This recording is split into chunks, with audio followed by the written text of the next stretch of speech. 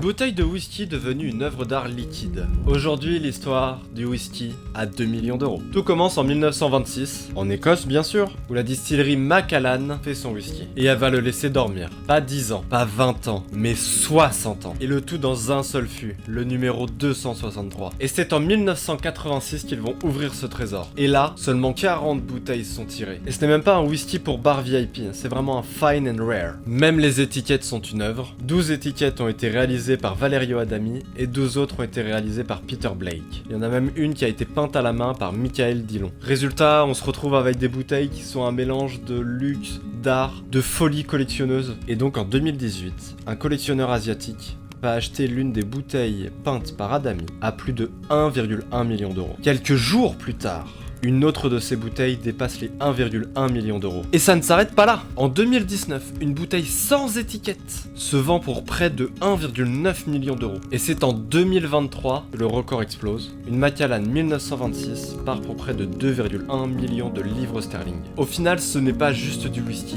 c'est de l'art, c'est de la collection, c'est une œuvre. Et c'est le symbole ultime de rareté. Alors, tu veux d'autres histoires de bouteilles qui sont plus chères que ta maison? Abonne-toi et à la prochaine.